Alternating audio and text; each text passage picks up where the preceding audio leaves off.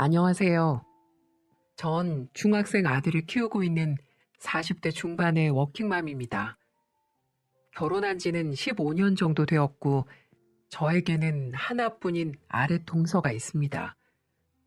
제가 정말 아끼고 소중하게 생각하는 동서인데, 얼마 전에 기막힌 일이 하나 일어나 그 이야기를 해보고 싶어서 이렇게 사연을 쓰게 되었습니다. 남편 동생, 그러니까 저에게는 도련님이죠. 도련님이 남편보다 많이 어린 늦둥이인데 젊은 아가씨랑 속도 위반을 하는 바람에 1년 반 전쯤에 좀 급하게 결혼을 했어요. 덩달아 저도 하루아침에 어린 손 아랫동서가 생기게 되었죠. 서방님은 30대 초반, 그리고 동서는 20대 후반의 어린 나이였지만 자신들의 행동에 책임지려는 모습이 기특했습니다. 흔한 젊은 사람들처럼 쉽게 아이를 지워버린다거나 포기해버리려는 생각을 하는 게 아니라 끝까지 책임지려고 하는 모습이 대견스럽기까지 했죠. 나라면 저럴 수 있었을까 하는 생각도 들었고 말입니다. 사실 평범한 20대 후반의 아가씨들 같으면 자기 치장하느라 바쁘고 놀러 다니기 좋아할 텐데 동서는 달랐어요. 결혼식도 생략하고 시집살이를 자처했습니다. 아이나 키우려면 아끼고 모아야 된다고 자기가 20대 청춘 다 바쳐 번 돈 2천만 원을 고스란히 들고 시집와서 알뜰살뜰하게 살림을 시작하더군요. 결혼 초엔 도련님이 작은 중소기업에 다니고 있어서 생활이 그리 어렵지 않았던 것 같아요. 200만 원 정도의 적은 월급이었지만 동서가 파트타임으로 집안 마트에서 아르바이트를 하며 어머니를 모시고 사는데 문제가 없었죠. 그런데 문제는 동서의 배가 불러올 때쯤부터였습니다. 임신 6개월 차에 접어들었을 때였어요. 결혼한 지는 채 3개월도 되지 않은 시점이었죠. 도련님이 회사 사정이 안 좋아져 일을 그만두게 되었다고 했어요. 직원들 월급 주기 힘든 상태까지 간지라 도련님은 결국 일을 그만두게 되었고 한동안은 동서가 벌어오는 수입으로 생활을 해야만 했습니다. 그런데 그 이후 도련님은 좀처럼 일할 생각을 하지 않는 거예요. 갑자기 직장을 구하는 눈높이가 높아져서는 어디 알아주지도 않는 작은 회사에는 들어갈 생각을 안 하는 겁니다. 처음에 저희는 이해를 했어요. 왜냐하면 한 번 작은 회사에서 월급도 못 받고 일을 그만둔 적이 있었던 터라 좀 더 안정적인 회사를 알아보려나 보구나 그렇게 생각하고 말았죠. 하지만 3개월, 6개월이 지나도록 계속 일을 알아보고 있다는 핑계만 대고 매일을 백수신세로 지내고 있으니 동서 마음은 하루하루 마음이 편치 않아 보였어요. 그렇다고 연세 많으신 어머님 보고 일을 하라고 할 수도 없는 노릇이고 사지 멀쩡한 도련님이 일은 안 하고 저러고 있으니 결국 동서가 가장이 될 수밖에 없었습니다. 배는 부를 대로 불러있는데 세 식구 먹고 살려니 파트타임으로는 수입이 부족할 수밖에 없었죠. 결국 동서는 집 근처 식당에 설거지 아르바이트를 나가기 시작했습니다. 아침 10시부터 저녁 10시까지 꼬박 12시간을 서서 일해야 하는 고된 일이었죠. 그런데도 동서는 불평 한마디 없었습니다. 녹초가 되어 퇴근하고도 손 하나 까딱하지 않는 도련님. 시어머니가 어질러 놓은 집 치우고 설거지하고 다음날 식사까지 챙겨 놓으면서 그렇게 열심히 살았어요. 제가 도와주려고 해도 집에 거리가 있다 보니 마음만큼 많이 도와주기는 어렵더라고요. 그래서 종종 전화로 안부를 묻고 동서 용돈과 시어머니 용돈을 조금씩 보내곤 했습니다. 동서, 요즘 많이 힘들지? 아, 형님, 뭐 괜찮아요. 이제 예정일 얼마나 남았더라? 2달 반 정도 남았어요. 아유, 이제 배도 많이 나왔겠다. 안 그래도 사람들이 쌍둥이냐고 자꾸 물어봐요. 병원에서도 애가 좀 크다고는 하는데 벌써부터 겁나요. 형님은 형식이 어떻게 낳으셨어요? 전 벌써부터 이렇게 무서운데 정말 대단하세요. 다 닥치면 하게 되는 거지 뭐. 우리 형식이는 그나마 애가 작았어서 낳을 때 그렇게 많이 고생한 편은 아닌데 동서는 몸도 작은 사람이 애가 커서 걱정이다. 도련님은 좀 어때? 뭐 여전해요. 아유, 도련님이 얼른 정신 차리고 취직을 해야 동서가 좀 편해질 텐데 언제까지 그러고 계시려고. 나도 알아보곤 있는데 워낙 한 곳에 잘 붙어 계시질 못해서. 늘 애써주시는 거 알아요, 형님. 감사해요. 이렇게 아무리 힘들어도 말 한마디도 예쁘게 하는 천사 같은 여자였습니다. 하지만 같이 사는 도련님이나 시어머니는 그런 보석 같은 동서를 알아보지 못하는 것 같더군요. 동서 출산을 앞두고 출산용품이나 좀 사줄까 싶어서 시댁에 한번 갔다가 저는 깜짝 놀라고 말았습니다. 일주일에 하루 쉬면서 뼈 빠지게 일하는 동서를 두고 시어머니는 식당 일 하는 년이라며 깎아내리고 있더군요. 아유, 우리 큰 며느리 왔어? 오느라 고생했지. 와서 좀 앉아라. 좀 쉬어. 아니에요, 어머니. 동서 고생하는데 제가 좀 도와야죠. 동서, 그만하고 잠깐 앉아. 식사 준비는 내가 할게요. 몸도 무거울 텐데 어서 여기 와서 앉아. 제가 그렇게 말을 하자 시어머니가 제지를 하시더군요. 놔둬라, 놔둬. 식당 일 하는 년이 맨날 하는 일 하는 건데 뭐 힘들다고 그러니? 직장 다니는 네가 힘들지. 우리 금쪽 같은 장손도 낳아주고 아주 복덩이야, 복덩이. 그러면서 어머니는 제 손을 잡아 끌어 기어이 소파에 앉히더군요.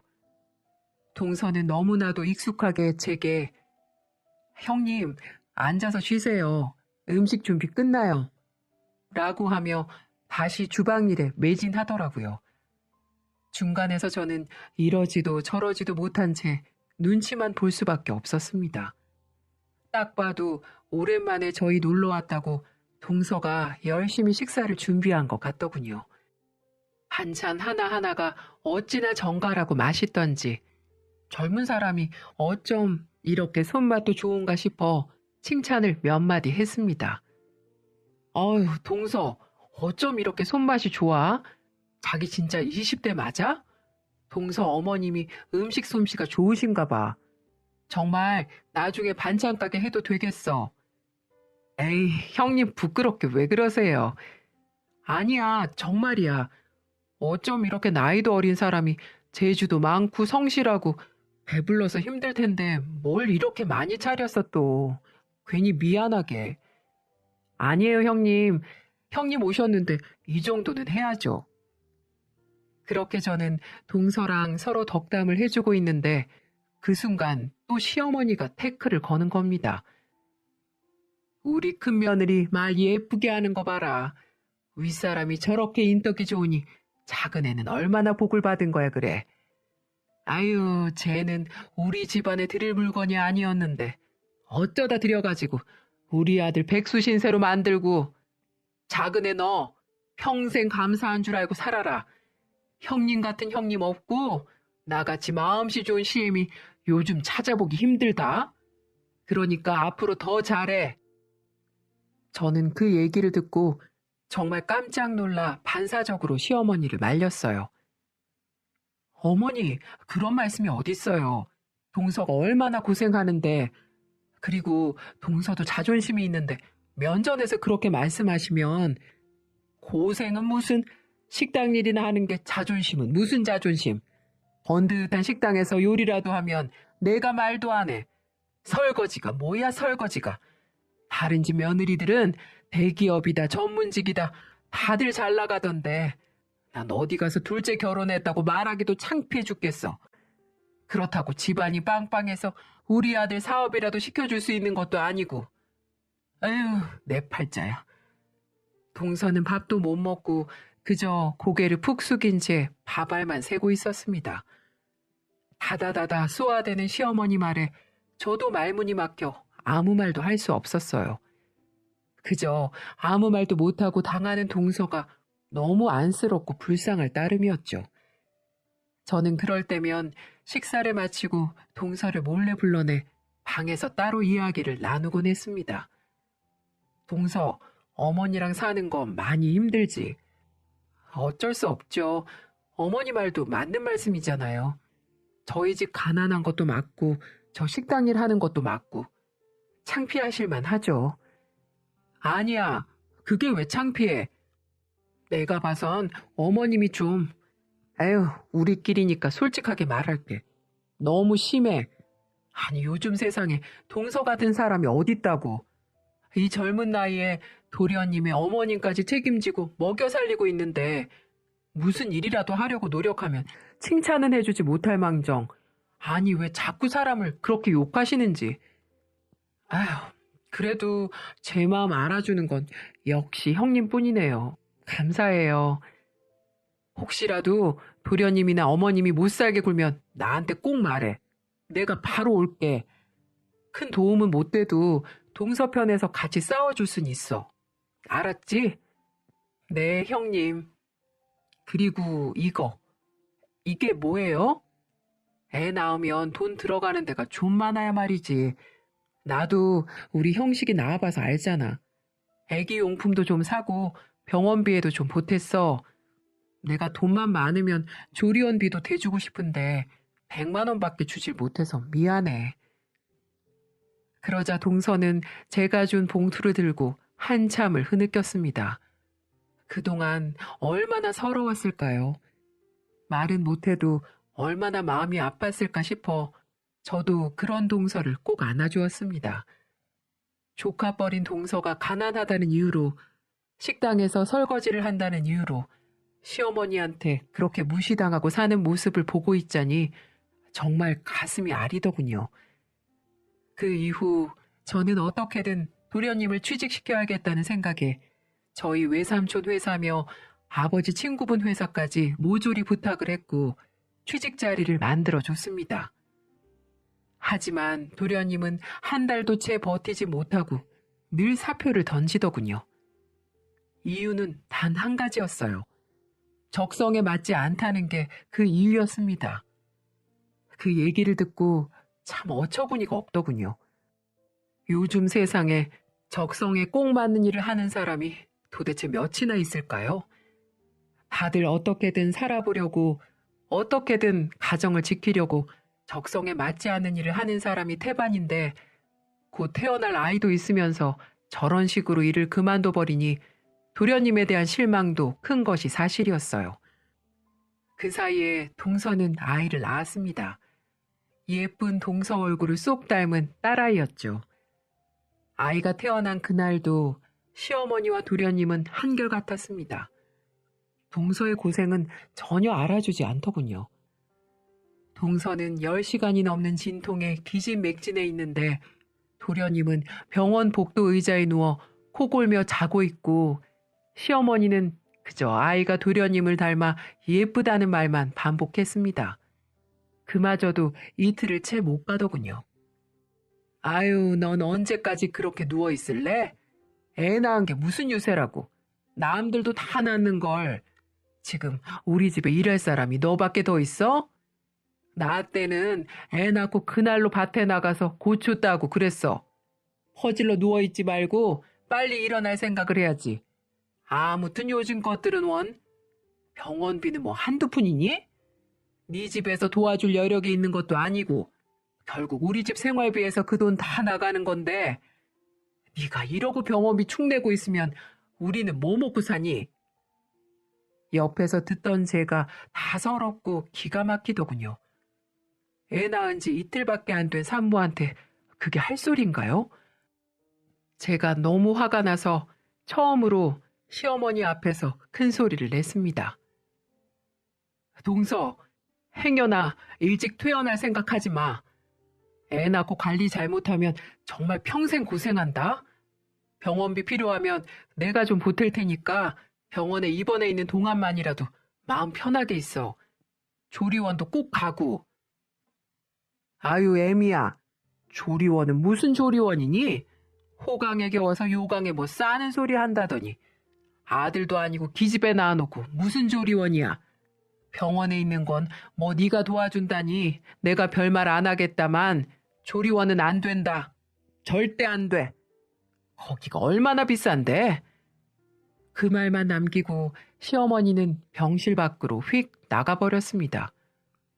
시어머니가 나가고 난 뒤 동서는 또 울더군요. 그런데 평소와는 조금 달랐습니다. 평소엔 그저 주눅들어 서럽게 우는 모습이었다면 그날은 눈에 핏발이 잔뜩 서가지고 시어머니가 떠나간 자취를 노려보더군요.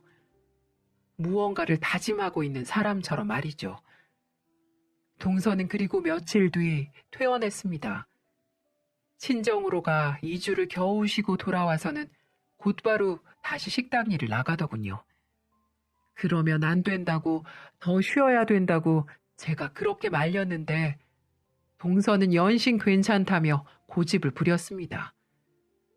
출산 3주 만에 찬물에 손을 담그고 설거지를 하며 다시 일을 하는데도 시어머니나 도련님은 미안한 기색이 없었습니다.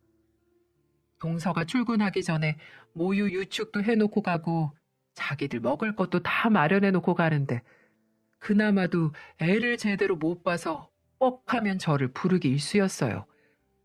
저는 시어머니와 도련님이 정말 이해되지 않았지만 동서 도와준다 생각하고 일주일에 몇 번씩 가서 조카를 봐주곤 했습니다. 애한테 얼마나 무심한지 어느 날은 애 엉덩이가 다 짓물러 있더군요. 기저귀를 하도 안 갈아준 게 이유였어요. 그래서 참다 못해 제가 한마디를 던졌습니다. 어머니, 애기 기저귀는 제때 갈아주셔야 되세요. 여기 보세요. 엉덩이가 다 짓물러져 있잖아요. 이러니까 애가 아파서 계속 칭얼거리고 우는 거예요.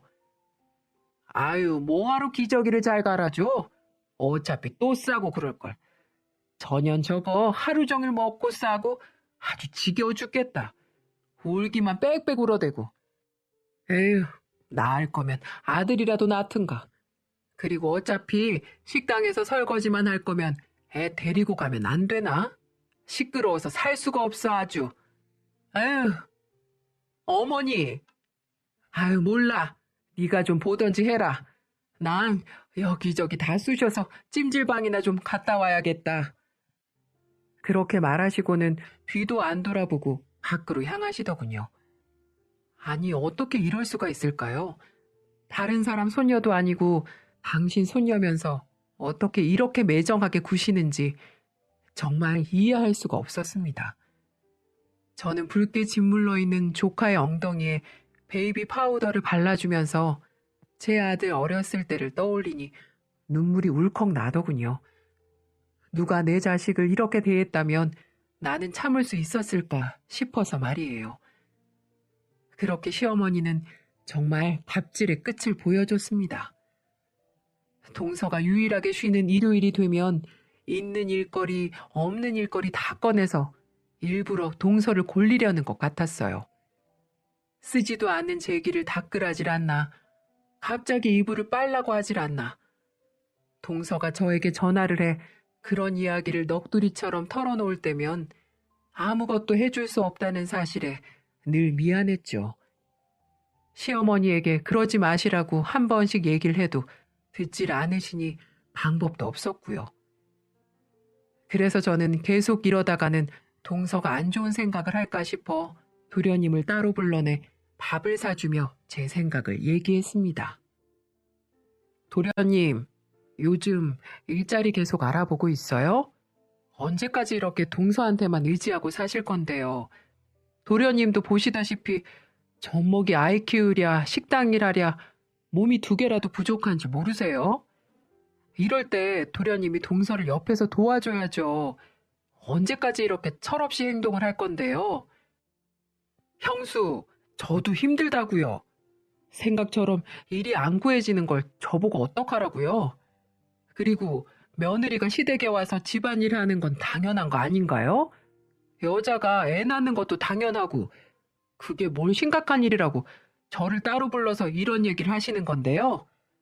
저도 제 자신이 미쳐버릴 것 같으니까 그만 좀 보채시라고요. 도련님, 말이 지나치시네요. 지금 동서가 얼마나 힘든 상태인 줄 모르세요?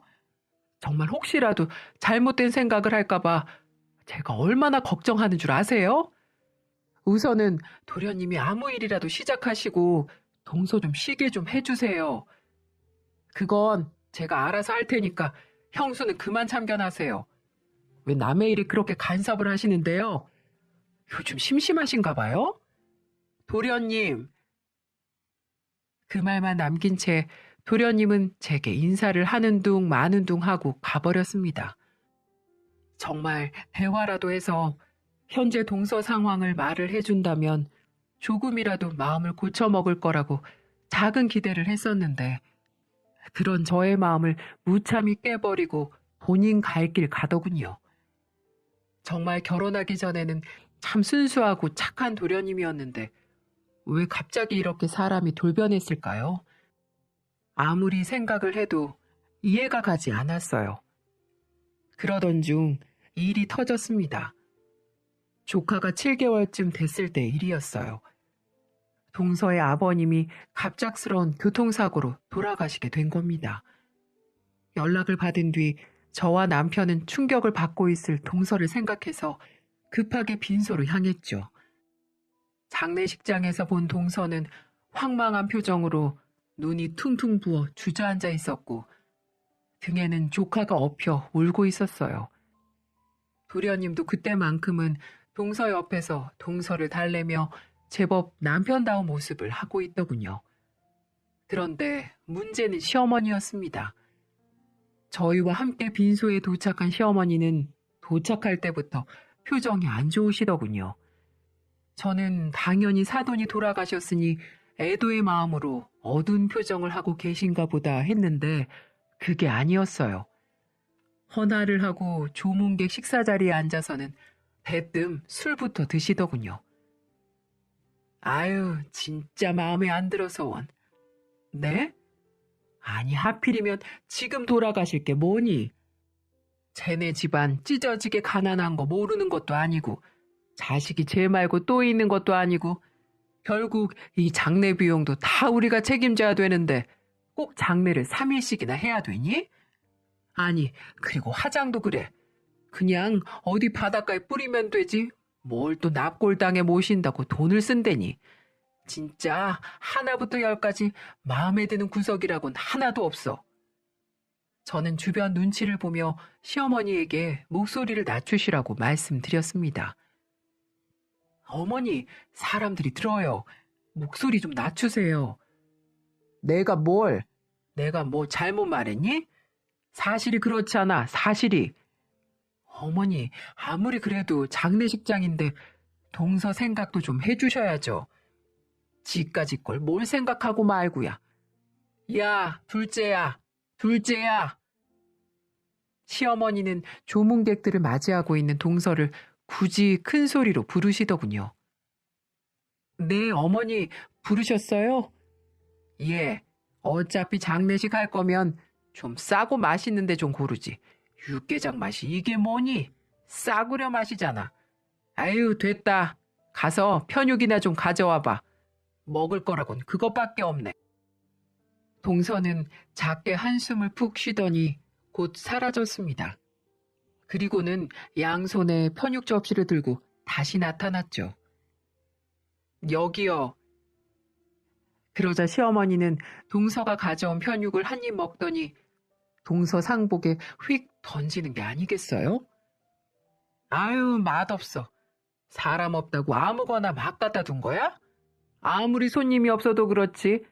아유, 너희 어머니는 도대체 어떻게 사셨길래 남편이 죽었다는데 손님이 이렇게 없니? 이래가지고 부조금이나 들어오겠어? 부조금이라도 들어와야 장례 비용이 좀 줄 텐데 이래가지고는 우리 집이 온팡 다 뒤집어 쓰게 생겼잖아. 이래서 가난하고 못 배운 것들이랑 상종하면 안 되는 건데 어째 집에 사람 하나 잘못 들여가지고 돈 나갈 일만 줄줄이 생겨. 그러더니 시어머니는 벌떡 일어나 화장실로 향했습니다. 그리고 잠시 후 돌아왔고 그때까지 바닥을 보며 주먹을 부들부들 떨던 동서는 갑자기 시어머니를 불러 세웠습니다. 그리고 시어머니가 동서 쪽으로 고개를 돌리자마자 동서의 팔이 풀스윙 하더군요. 시어머니의 고개는 반대쪽으로 돌아갔고 얼굴은 곧 붉게 달아올랐습니다. 너 인연 지금 뭐 하는 거야? 놀란 시어머니가 얼굴을 부여잡고 동서에게 소리쳤어요. 저와 남편 그리고 도련님은 깜짝 놀라 눈을 꿈뻑이며 바라볼 뿐이었죠. 지금까지 당하고 살아준 건 우리 애기 때문이었어요. 그래도 어떻게든 가족은 지켜야 하니까 아빠 없는 자식 만들고 싶지 않아서 애 할머니니까 그래도 예의는 지켜야지 끝까지 참아야지 했어요. 근데 이제는 도저히 안 되겠네요. 뭐야? 뭐가 안 돼? 인연이 지금 뭐라고 씨부리는 거야? 식당에서 설거지나 하는 천한 년이 어디를 감히? 네, 저 식당에서 설거지나 하는 천한 기집애 맞아요. 근데 그 천한 일에서 번 돈으로 당신이 그동안 먹고 사셨거든요? 그 잘난 당신 아들 백수 건달되고 일은 안 하고 게임에만 미쳐 사는 동안 제가 만삭으로 불러오른 배 부여잡고 하루에 12시간씩 서서 설거지하면서 그렇게 번 돈으로 먹고 살았다고요. 그럼 최소한 고마워는 못해도 미안해야 되는 거 아닌가요? 미안하기는 뭐가 미안해. 자식이 돼가지고 부모 먹여 살리는 건 당연한 거지. 뭐 대단한 일 했다고 공치사를 바래? 그래요? 네, 알겠어요. 그럼 그 하찮은 일 저는 더 이상 안 할 테니까 어디 둘이 잘 먹고 잘 살아보세요. 형님도 저 좀 도와주세요. 도와주실 거죠? 갑작스럽게 모든 시선이 저에게 쏠렸어요. 저는 당황했지만 이내 마음을 굳게 먹고 대답했죠. 동서. 난 동서 편이야. 아니, 얘 큰애야. 어머니, 제가 몇 번이나 말씀드렸잖아요. 동서만한 사람 없다고. 동서 진짜 고생 많이 했어요. 저렇게 젊은 사람이 굳은 일 마다하지 않고 도련님이랑 어머니 먹여 살리려고 가장 노력까지 했는데 어머님이 너무 하셨어요. 저도 당분간은 어머니 도와드릴 생각 없어요. 죄송해요. 그러자 시어머니는 갑자기 뒷목을 잡더군요. 동서는 그런 시어머니를 장례식장 밖으로 끌어내며 소리쳤습니다. 두 번 다시 그 집안에 돈 갖다 바칠 일 없으니까 당장 가세요. 가서 집을 팔든 장기를 팔든 알아서 먹고 사세요. 그렇게 하찮고 천한 저는 빠져드릴 테니까요. 그리고는 상주로 서 있던 도련님까지 내쫓아 버리더군요. 시어머니는 저를 붙잡고 곡소리를 내며 저게 어떻게 저럴 수 있냐며 매달렸지만 저는 그런 시어머니를 슬쩍슬쩍 피했습니다. 동서의 마음이 충분히 이해가 갔으니까요. 그리고 다시 장례식장으로 들어가려는 도련님을 말렸어요. 도련님, 저 좀 봐요. 왜 그러세요, 형수님? 동서 말 틀린 거 하나도 없어요. 지금 다시 들어가 봤자 좋은 소리 못 들을 거고 동서 속만 상할 거예요. 그냥 지금은 어머니 모시고 집에 가셨다가 내일 다시 동서 만나보든지 하세요. 동서랑은 제가 또 얘기해 볼게요. 그렇게 도련님과 시어머니를 제 남편 차에 태워 함께 서울로 올라갔습니다. 그리고 전 집으로 돌아와 도련님에게 장문의 문자 한 통을 보냈죠. 지금 동서 옆에는 누구보다 도련님 역할이 중요하다. 한 가정의 가장의 무게가 무거운 건 알지만 지금껏 동서가 시댁에 했던 걸 생각해봐라. 지금 마음 고쳐먹지 않으면 그런 착한 동서랑 이혼할 게 분명하다. 여자는 한 번 마음을 떠나면 돌아오지 않는다. 등등 이런 장문의 문자를 보내며 어떻게 처신할 건지 깊이 생각해보라고 말을 해주었습니다. 그리고 다시 다음 날 도련님과 함께 다시 장례식장으로 내려갔습니다. 동서는 하루 사이에 더 퀭한 몰골이 되어 있었고 저를 보자마자 눈물을 터뜨렸습니다. 많이 힘들지. 그래, 많이 힘들 거야. 울어. 울고 싶은 만큼 울어. 다 울고 털어낼 수 있으면 그 눈물이 얼만큼이든 내가 다 받아줄게. 그런 동서를 안절부절하며 쳐다만 보던 도련님은 무릎을 꿇고 빌기 시작했죠. 제가 장문의 문자를 보낸 게 통한 걸까요? 여보, 내가 잘못했어. 내가 그동안 너무 내 생각만 하고 당신은 전혀 배려를 안 한 것 같아. 이번에 정말 느꼈어. 장례식장에서 울고 있는 당신의 모습을 보니까 나 정말 나쁜 놈이더라. 정말 미안해. 그러자 동서 역시 눈물을 그치고 대화를 이어나가더군요. 저는 두 사람이 편하게 이야기할 수 있도록 조카를 데리고 잠시 자리를 피해 주었어요. 그래도 장례식장이 워낙 좁은지라 소리는 다 들리더군요. 당신은 글러먹었어. 자식이 태어났는데도 변하는 게 없어. 내 아버지 장례식장에서 어머님이 그런 말씀을 하시는데도 말 한마디 뻥끗 못했잖아. 맞아. 모든 게 내가 잘못한 게 맞아. 당신은 내 편 아니야. 그냥 어머니 아들이잖아. 난 그런 사람이랑 더 살 자신 없어. 아니야. 나 당신 편이야. 내가 그동안 표현을 못했을 뿐이야. 나도 가장으로서 잘하고 싶은데 생각만큼 내 뜻대로 되지 않으니까 자꾸 삐딱하게 나간 거였어. 정말 미안해, 여보. 이제는 당신만 보고 살게. 우리 딸이랑 당신만 생각하고 열심히 살게. 그러니까 한 번만 더 기회를 줘. 그렇게 도련님은 계속 매달리고 동서는 계속 쳐내며 한참을 실랑이를 하다가 결국 동서가 도련님을 다시 받아주는 듯 싶었습니다. 아니, 조건을 내밀며 받아주는 듯 했어요. 나중에 들어보니 첫째, 가장으로서 남편으로 역할을 충실히 할 것. 둘째, 시어머니와 인연을 끊을 것. 이 두 가지 조건이었습니다. 만약에 앞으로 하루라도 이 조건을 어길 시 무조건 이혼이라는 통보를 했고 각서까지 써가며 공증까지 했어요. 물론 제가 증인이 되어 주었고요. 전 동서가 참 대단하다고 생각을 했습니다. 나 같으면